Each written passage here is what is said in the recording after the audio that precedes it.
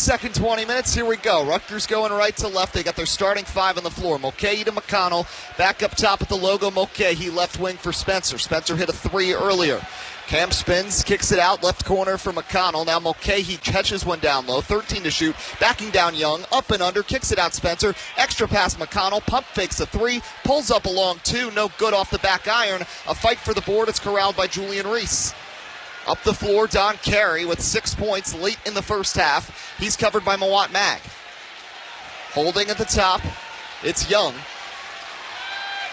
Jameer Young, graduate student, drives in, throws it up, can't get it to go. The putback from Reese is good.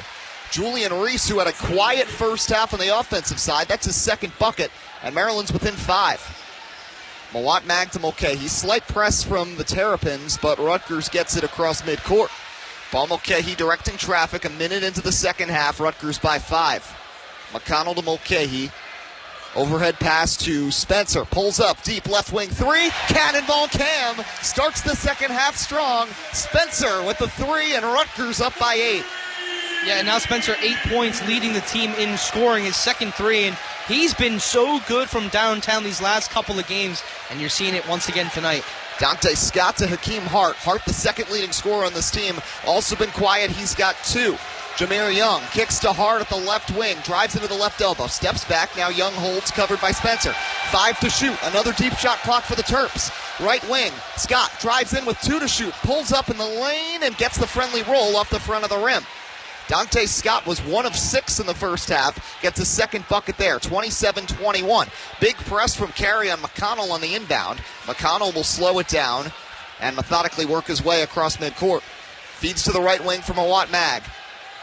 Mag sidesteps up top to Cliff Amori.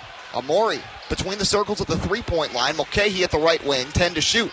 Mulcahy drives, gets past Young, throws one up and gets it to go off the glass. Paul Mulcahy, who made some big plays in the second half against Purdue, gets his first bucket of the frame here against Maryland. 29-21. Steve Peichel imploring the crowd to get on their feet. And that was his second shot tonight. They need to get him more involved in this offense. Young has it. He's 0 for 6. Covered by Spencer. Drives from the left side. Throws one up and gets it to go. Good drive by Jameer Young. Young, one of the transfers on this team, came over from Charlotte. He was the only player in the Conference USA last year to score double figures in every game. Mawat Mag quickly inside to Amori. Double team. Mag down the lane. Lays it up and gets it to go. Mawat Magic as Mag with a nice pass sneaks behind the defense and lays it in. Rutgers back up by 8, 3 minutes into the second half. And you're seeing both teams, other than that Cam Spencer three-pointer, both teams driving in, getting high percentage looks. Both teams know that's what they need to do to get this offense, their offenses going. Hakeem Hart has it. Guarded by Jameer Young. Now out to the corner. Carey, 3, in and out. Mag runs over and grabs the board. Rutgers trying to get it back up to double figures. Here's Caleb McConnell. McConnell, sidestep left, drives in, and there's going to be a foul on the floor against Hart. That will be his second and the first of the second half of the Terps. Yeah, and Maryland, so far, they're scoring in this half. Eddie, you've seen them go inside a ton.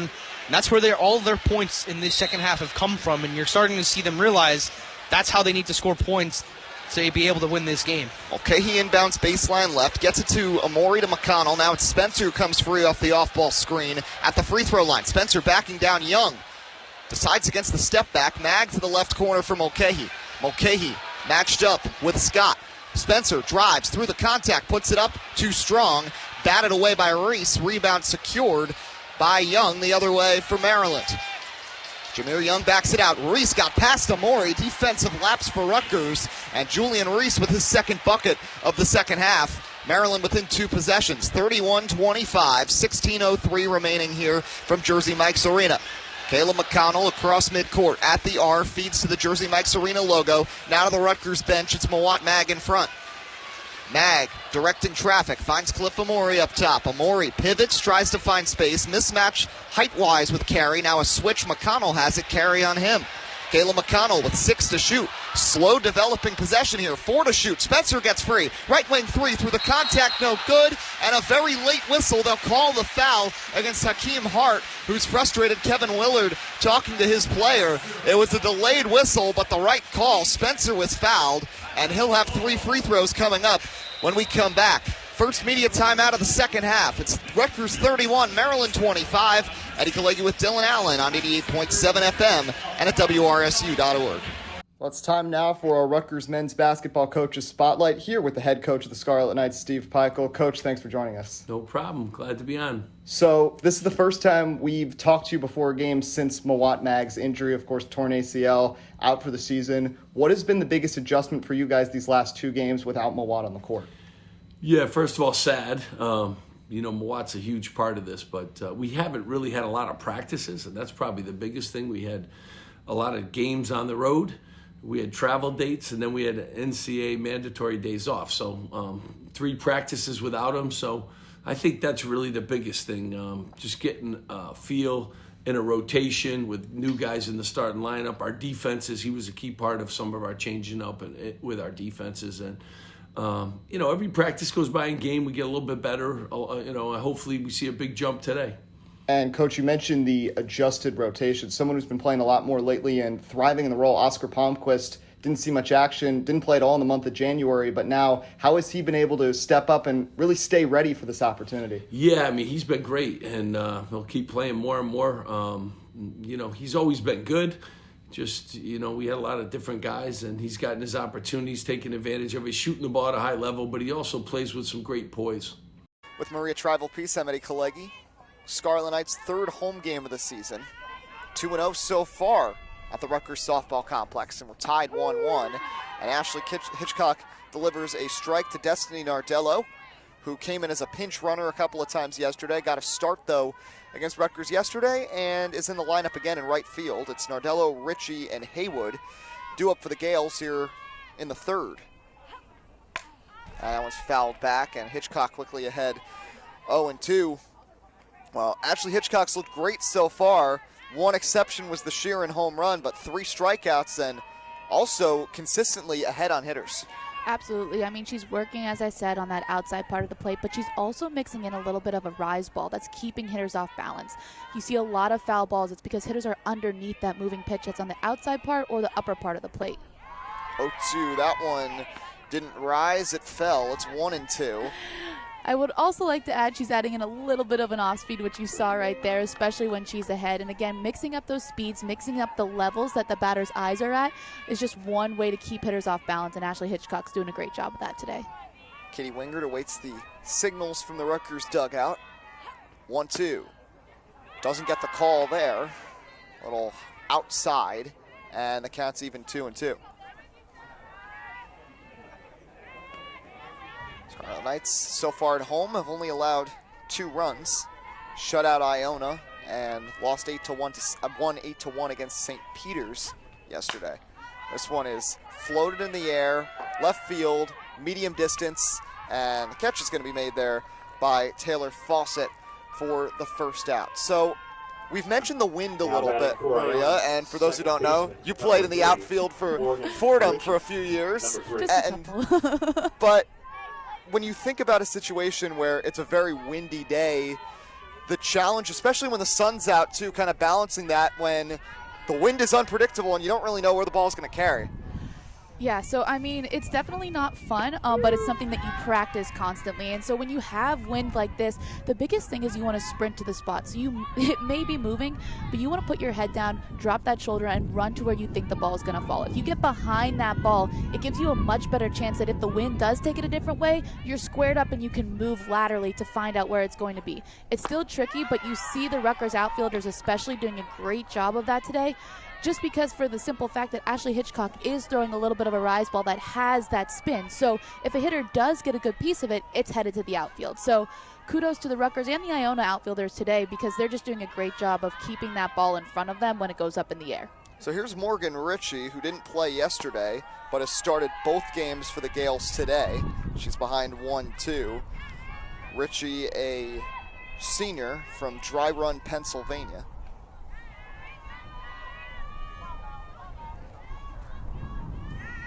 It's a 1-2 count.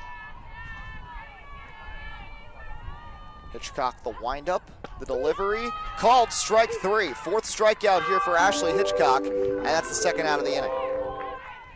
Ashley Hitchcock just pounding that outside part of the plate to righties that then becomes inside on lefties. It's curving a little bit at the middle of the plate and then hitting that outside part, which makes it really difficult with that break. Back to the top of the order for Haywood, who popped out to Kylie Sand to start the game in the first inning. Hitchcock's first delivery upstairs for a ball, 1-0. And now if you're Iona, you're coming through the lineup a second time, so it's like, what adjustments are you going to make? Softball is a game of adjustments, and it's whoever makes them quicker that's going to have the most success. So you know what Hitchcock is throwing you now. You've seen her once. How do you adjust so that you can square some balls up? 1-0, fouled right back to the backstop by Haywood, and it's 1-1. Kayla Haywood, junior from Roselle, New Jersey. This is her 8th start of the year.